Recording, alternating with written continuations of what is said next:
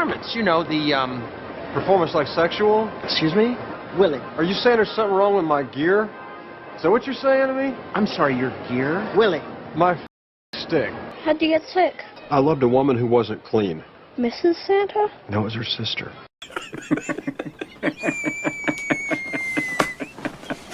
And now for our feature presentation.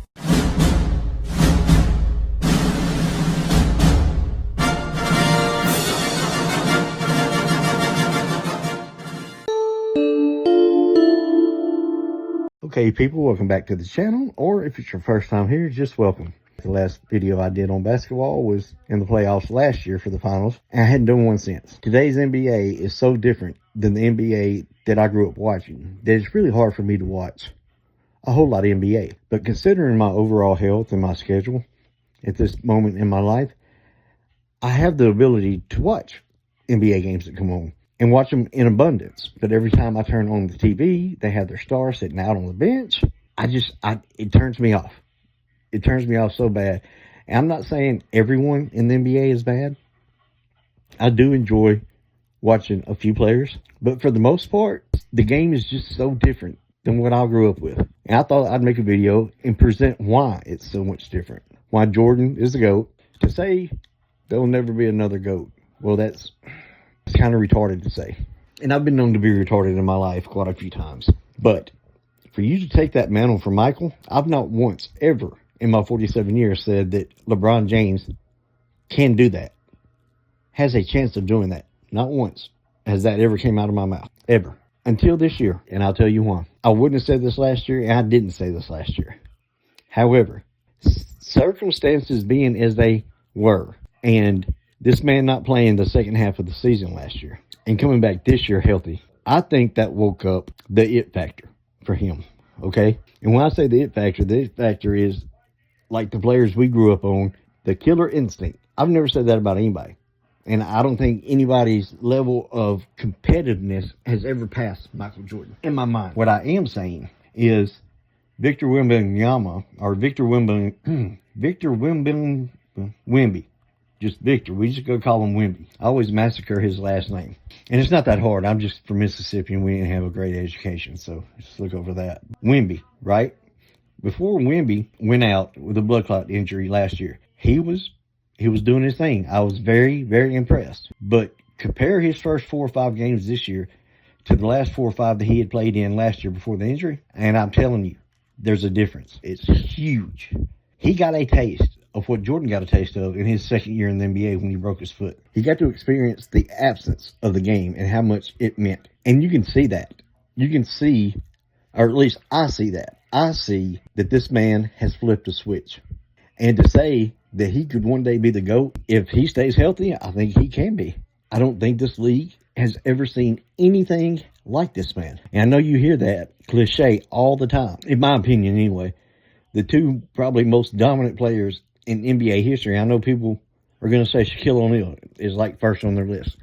Okay, I'm not going to argue with you. You can have Shaquille O'Neal, okay?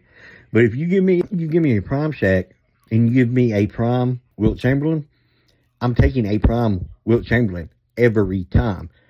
The strength of that man was unmatched.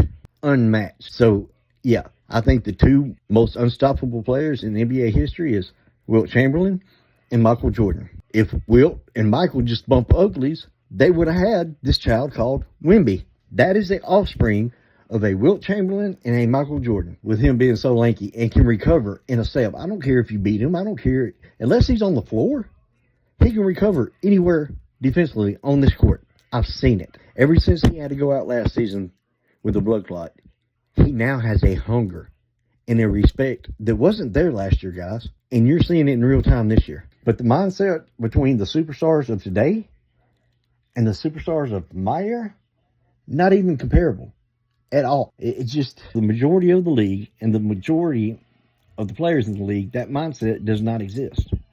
You know, give me that Larry Bird mindset. Give me that Michael Jordan mindset. That's what this game is missing.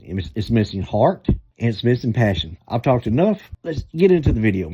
Every time Chicago played, you know, Joe and I would be on the phone and we'd be talking because we got to play against them, right?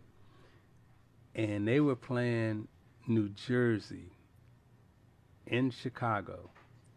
And Joe and I, you know, we talking, and Jordan came down on the left side, caught on the left wing, went through a couple of dribbles, and then he took off on the left box.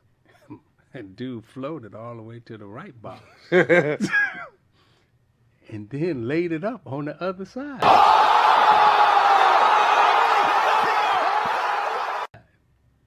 And I swear to God, Joe and I were on the phone, and for about 5 minutes, man, it was just dead silence. Just dead silence. The fuck did we just see? What the fuck?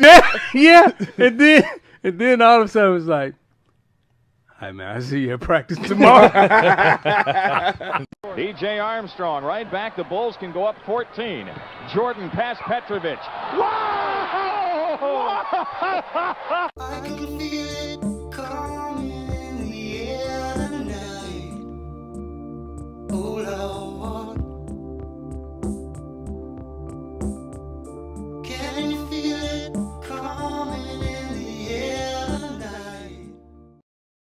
Clearly, Michael was Michael, but anybody can have a moment. I just had a moment. And in that moment, I knew what to do. I hit that shot. And I remember I let Michael know. I let Phil Jackson know. I let Scotty know. I let everyone that I knew over there know. I felt like BJ should know better. If you're going to high five, talk trash, now I had a bone to pick with you. You know, I'm supposed to kill this guy. You know, I'm supposed to dominate this guy. Michael holds himself to such a high level. You know, when you've played as long as he did, at the level he did, he constructed reasons to play hard that night. These little slights were deep indignations to him. That's all he needs. I mean, that's like throwing meat to a tiger. He'd find a game within the game to keep him interested. But it was all in his mind. With BJ hitting that shot and staring the whole bench down and whatnot, it just didn't sit well with Michael. And we knew, you know, when in the locker room, we say, listen, guys, we're going to have a dog fight from here on out because we have woke Michael Jordan up. Mike does not need any more gas in his car to get going. But then when you do that, you have to expect all hell to break loose from that point on. And yeah, that's what happened. Right. So you've heard this 100 times. We've seen it. We lived it every night on TV. Nobody wanted to give Mike extra fuel for the fire. Nobody did that shit. And if you did it once, and then you learned from it. People feared Jordan. So, yeah, if it's not enough that he just destroyed B.J. Armstrong and the Charlotte Hornets after this game, he's going to sit in the locker room with a damn baseball bat and a cigar. Gangster as fuck. I mean, you can't get more gangster. He's just the very definition of GOAT. Everything you strive to be is in that man. And he projected it in his aura. Grew up hating Larry Bird, loved Magic. That's why I'm a Laker fan. But ask me if I missed one Michael Jordan game that came on cable TV. Not one. I was glued to it every night because I knew that man was going to do something that I had never seen. I feel sorry for the NBA fans today. I really do, man. It's like my heart hurts for you guys because I believe with all my heart I grew up and lived and experienced the best era in professional basketball. But to see the game in its purest form, it hurts my heart that you guys, especially the younger fans, didn't get to experience that. So that's why I'm so excited and I get so giddy when I watch younger NBA fans do their homework, start watching videos. I'll follow, man, I bet you I followed 50 people just to watch their journey into their education on basketball. It's a beautiful thing to watch. It's a beautiful thing to watch. Guys, I'm just trying to tell you, it wasn't unusual for everyone who watched this game and watched Michael play to not want to be like Mike. And you don't have to take my word for it. You can search anywhere in the internet, any corner of the internet, and you can find that. Don't listen to me. Listen to Allen Iverson after this clip. But that's all right. Let's see if all that trash talking starts when it's 0-0 instead of 5-6 point lead. That's where it starts. That's the sign of a good man. If you can talk shit when it's even score, or talk shit when you're behind score. When you're ahead, it's easy to talk. Bron is going to be, he'll be on the Mount Rushmore of basketball players. But, you know, a guy like me that looked up to Mike the way I did, you know, I can't put anybody before Mike. You know, I wanted to be like Mike, and so many kids want to be like LeBron. And every single guy who ever played with Mike or against him will tell you the same thing. Mike's better than LeBron. That's not an opinion. That's a fact. LeBron's great right now, but he ain't MJ. Stop fucking comparing him to MJ. You know what separates LeBron from Jordan? That fire, that killer drive. People clown on LeBron for a reason, not because he's bad, but because he's missing that grind. I don't have a ring, but people still respect me. Why? Because I never took shortcuts. I fought, I bled, I earned everything. Some people even called me their GOAT, and I never had to run to another team for that. LeBron doesn't deserve that title. When you lose, you're supposed to fight back, come harder, win it the right way. Not pack your bags, team up with superstars, and call it greatness. When you beat Jordan, he spent the whole summer working, sweating, coming back to destroy you next season. But when you beat LeBron, he'll spend the summer joining somebody else's team, hoping their big brother can do the job for him. That's the difference. That's why we'll always respect Mike and never put LeBron on his level. Do you see the players of today's basketball with that mindset to achieve greatness? It's hard to be hungry when you have.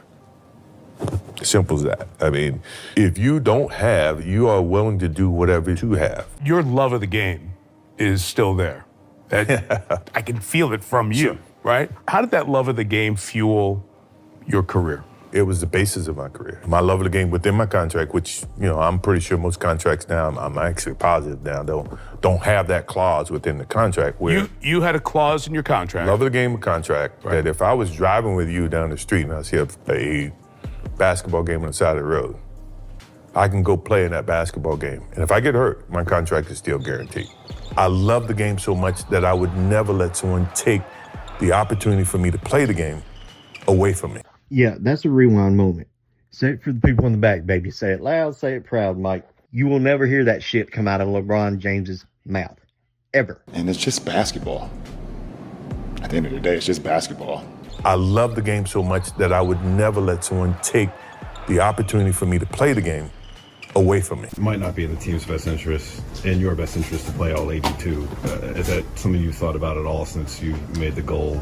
I mean, that's a goal, but yeah, we'll see. The next day. I'm available.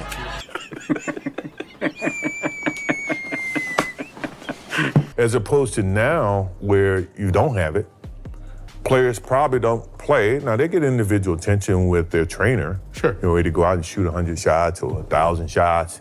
I found it to my benefit was go play basketball, man. That's what you did. That's what you grew up doing. In his rookie year, he played all 82 games, not 75 or 70, all 82. And that wasn't unusual for him. Over his career, Jordan played every single game 9 different times, 9 full seasons where he never missed once. We come to practice, he's on one leg. Like he was hurt the second year, he was on one leg the whole year and played 82 games. Wow. Like, and so he practiced every day and he played every game on one leg. And so he's like, man, MJ, why don't you just sit out?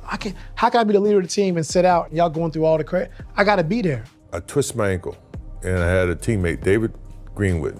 He says, you know, you twist your ankle, young fella, come over and sit with me. I said, no, man, I'm trying to make a name for myself. There's no way I can sit. You know, I need to get out there and show what I'm capable of. I want to play. I want to win. I want to make an impact. It's May. My season's been over. I'm a third-year guy in the league. I call you. Michael, what do I do from now until the season starts to get better? What are the things you tell me that are important? First of all, is your passion. You know, there's something about your passion or wanting to get better that drives that energy. I mean, when I say passion, that means if I have a love for ice cream, I mean, real deep love for ice cream. I'm gonna do everything I can to go find ice cream. Right. Or find that flavor of ice cream. What flavor, by the way? Butter pecan for me. Okay, good. Just so you know. But in terms of, you know, if basketball was that type of love for me, you know, I had to find a way to make sure I was the best basketball player I could be. You know why, right? Well, I'm pretty sure I'm part of the reason why everybody tries to get a logo, but Brand, right? A brand, right? Brand Jordan. But the thing is that brand is established based on what I did on the basketball court. You know, I didn't put the brand before I put the work. You know, I put the work first, and then the brand evolved based on the work. Right. Michael Jordan's the only player that could ever turn it on and off. And he never freaking turned it off. You know, there's no turn it on here, turn it off here. It's just 110% at all times. Jordan played all 82 games 9 times, but it gets even crazier. At age 40, playing for the Wizards in his final season, Jordan played every single game and averaged 37 minutes per night. And you know what's wild about that? If Jordan put up those minutes in today's NBA, he would lead the entire league. In 2022-23, no player averaged more than 37 minutes per game, which means a 40-year-old Jordan would be playing more than anyone in the modern era. Let that sink in. Jordan at 40 was giving more effort and availability than the so-called superstars in their prime today. Compare that to what's happening now in the 1999-2000 season. 58 players played all 82 games, and that's more than half the league just showing up and doing their job. Fast forward to today, where we're seeing the fewest players in NBA history play full seasons. And the years 2022, 2023, 2024, and 2025 have all set records for the lowest number of players appearing in all 82 games. It's not even close anymore. We've gone from dozens of guys playing every game to maybe a handful, and this is with better medical care, better training methods, and better everything, yet players are playing less than ever. What do you think of when you hear the term load management thrown around? It shouldn't be needed, first and foremost. You know, I never wanted to miss a game because it was an opportunity to prove. It was something that I felt like, you know, the fans are there to watch me play. I want to impress that guy.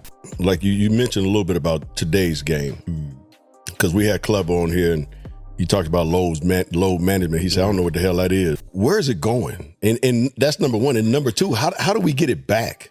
Even for me, I love the NBA game, but then I turn on to a game, right?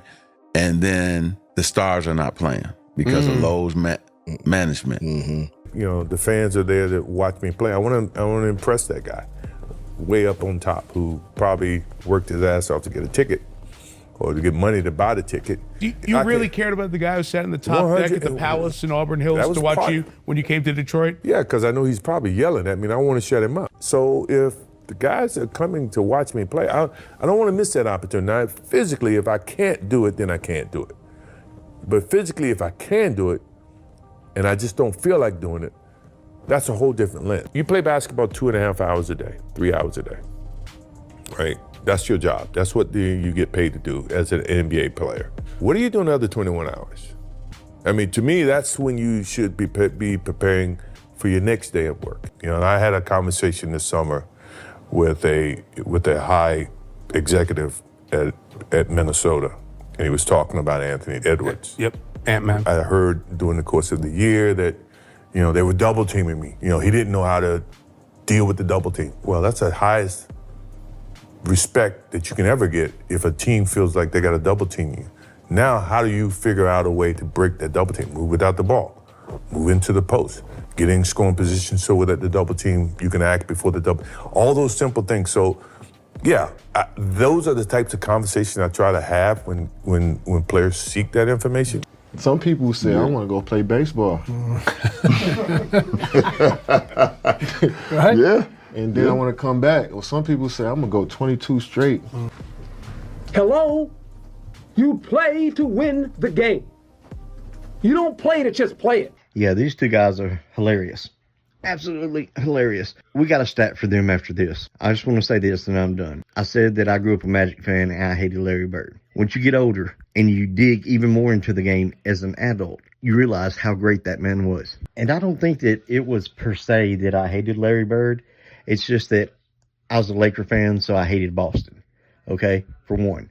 And for two, when again, taking a look at this as an adult, I went back and watched 84 finals. And I sat there and I watched 7 games in 1984. And out of the 7-game series, I watched Larry Bird out-rebound James Worthy and Kareem Abdul-Jabbar combined. I've got that series on my channel if you want to check it out. And I have the utmost respect for Larry Bird now. Actually, in my top 5 of all time, by far. I'm going to let Larry in the video for me after we give some stats for these two clowns. His peak was so high, and so sustained that even with a shorter career, he's still the standard. Now compare that to LeBron and Kevin Durant combined. Between the two of them, they've played 39 seasons, nearly 3 times as long as Jordan's peak, and that's 39 years of professional basketball. What do they have to show for it? 6 championships total, 5 regular season MVPs, 6 finals MVPs, 5 scoring titles, and 5 all-defensive selections combined. In almost 40 years of basketball between both of them, they've accomplished less than Jordan did in basically a decade. Twice the time, half the results. That's the reality of choosing longevity over greatness. Garth Gilmore told me one time, he played for Chicago, he said, if you expect to play a long time in this league, you better quit mopping up the floor. And I thought, well, he's crazy, because that's what basketball is all about. Bird takes it away from Wilkins, goes to the floor and gets it up ahead. Well, okay, guys, I'm stopping the video there. That takes care of today. I appreciate you guys coming to hang out. I appreciate everyone coming to hang out with me. I know you can be other places or you can be watching other people do other things, but you're here checking this out with me, and I appreciate it, guys. I will see you next time. We lost. We fucking super lost, man. Tell them, McCluskey. Tell them what time it is. I don't believe you people. Huh? What do you mean, you people? What do you mean, you people? Huh? All this talk of getting old is getting me down my